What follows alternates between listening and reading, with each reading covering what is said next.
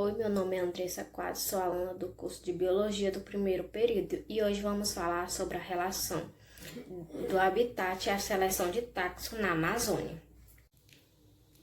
As escalas de análise podem ser espaciais, temporais ou níveis de ecologia. Esses são os artigos que vamos nos basear.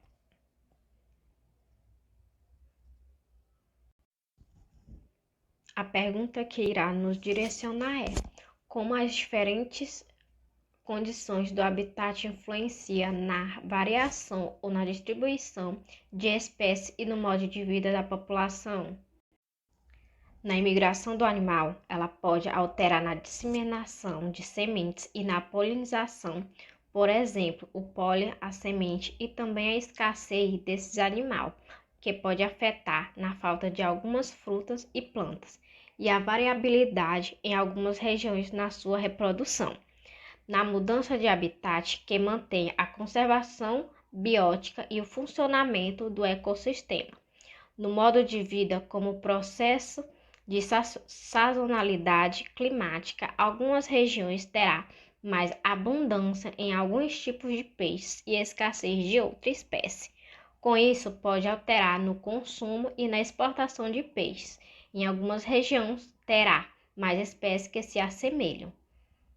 Eu acho que vamos falar sobre a degradação de florestas tropicais que tem reduzido o percentual de habitat e a qualidade do ambiente, criando paisagens fragmentadas e desmatadas, alterando a paisagem, causando muitos ajustes na distribuição, na abundância e a capacidade de cada espécie de persistir em sua determinada área, devido a vários serviços ecossistêmicos desempenhados pelos morcegos como dispersores de sementes, polinizadores e predadores. Estes animais contribuem para o desenvolvimento dos ecossistemas florestais. Eles reagem às alterações antrópicas em diversas escalas de análise espaciais, temporais ou níveis de ecologia. A primeira imagem, que é esta, ela foi realizada na Baixada Amazônica, nos arredores da cidade de Iquitos. O clima da região é tropical, com a temperatura média anual de 26 graus. A região está na província botânica da Floresta Tropical Média. A imagem está ilustrando a extensão do desmatamento e fragmentação ao longo do rio Itaia e Iquitos.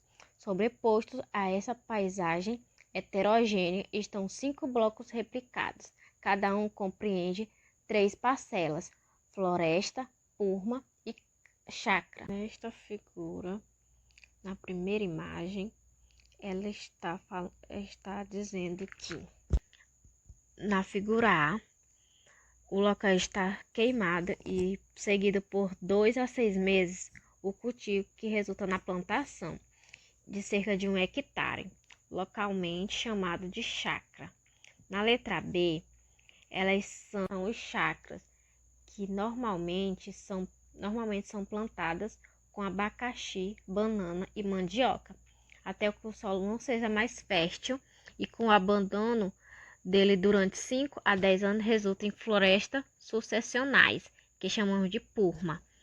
Na C, a purma difere de floresta madura em termos de composição de espécie e estrutura física. A letra D é a floresta de terra firme madura da região e é caracterizada por árvores com um dócil de 30 metros. Nestas figuras 3 e 4, ela é a representação gráfica do número médio de indivíduos capturados em uma parcela para cada combinação de habitat.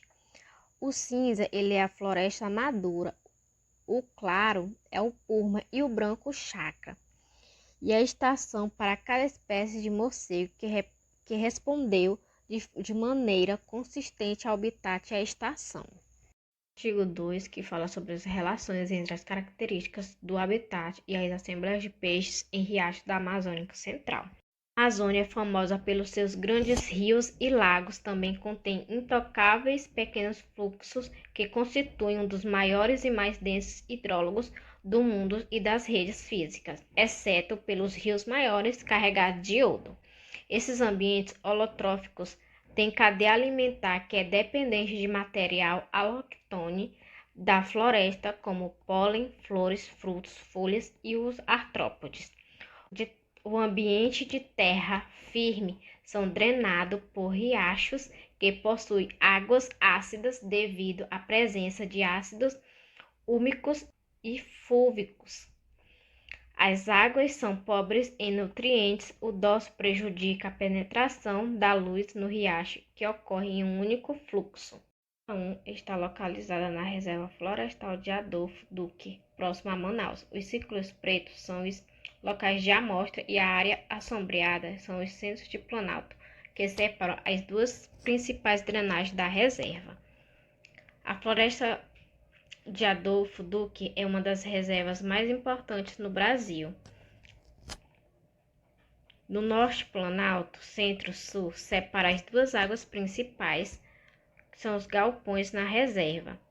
Na outra metade ocidental, são os riachos que escoam para afluentes do Rio Negro. A ocidental bacia hidrográfica é formada por riachos que drenam para o Rio Puraquara, afluente do Rio Amazonas. Não se sabe se as bacias de drenagem são ligadas aos rios Amazonas e o Rio Negro tem diferentes comunidades de peixe. A figura 2 é a ordenagem de escalas híbridas multidimensionais de locais com base na abundância de espécies. Na figura 2, que tem a letra A, são os dados quantitativos. Fluxos de diferentes tamanhos foram distinguidos principalmente ao longo do eixo 1.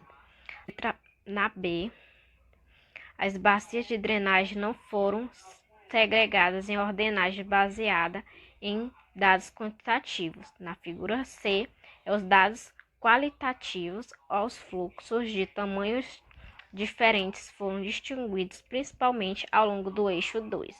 Na D, os fluxos de diferentes drenagens pelo eixo 1. A figura 3 é a distribuição da frequência relativa de captura de 49 espécies de peixe na Reserva Florestal Adolfo Duque em relação à descarga de água de riachos. Os números totais de cada espécie capturada são dados em apêndice 1. Falar do artigo 3, que eles falam sobre análise da dieta humana usando conceitos ecológicos como diversidade e nicho que podem refletir aspectos espaciais ou temporais e o uso de recursos por uma determinada população. O consumo de alimento entre os indígenas, que são os caboclos, região dependente da mandioca e o peixe. Eles são dependentes de produtos comerciais ou importados, com alto consumo de proteínas sazonais de secundário. Com isso, ocasionou doenças crônicas de desnutrição e diabetes e a obesidade. Nessas imagens, a gente pode ver que a população da Amazônia, ela tira seu próprio alimento de seus recursos naturais que a região proporciona. Eles consomem muita proteína do ovo e do peixe. A maioria são descendentes indígenas e migraram para municípios próximos, pois o declínio das atividades extrativistas, junto com o desejo de acesso à educação, emprego e saúde, levaram habitantes rurais a migrar para os centros urbanos. Eles consomem bastante peixe e laticínios. Na terceira figura são as curvas de rarefação da proteína animal, que são produzidos localmente, e os itens importados. E aí podemos ver que a primeira, ponto mais pretinho, eles foram importados, que são rural, e o rural e urbano, que eles foram mais importados. O único produzido localmente foi o rural, que é essa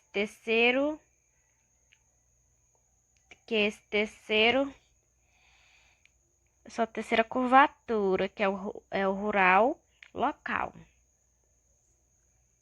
Figura 1 está ilustrando a distribuição da população da floresta amazônica e da Mata Atlântica de cada espécie. Os pontos verdes representam os registros de populações na Amazônia, enquanto os roxos representam ocorrências populacionais na Mata Atlântica. Ambas as áreas verdes e roxas foram geradas a partir do polígono convexo mínimo e um buffer de 1 grau em torno de cada registro de ocorrência para cada espécie em ambos os biomas. Eles usaram o ornitológico e o Google para obter informações sobre ocorrências de registros que não tinham coordenadas geográficas, mas tinham algumas informações sobre a amostragem local. A figura 2 é a representação do conjunto de modelos de distribuição potenciais produzidos a partir de registros de ocorrências na Amazônia, que é o verde, e o roxo é a Mata Atlântica, cada espécie avaliativa no presente. Na figura 3, ela é a sobreposição de nicho para cada par de populações da Amazônica e na Mata Atlântica.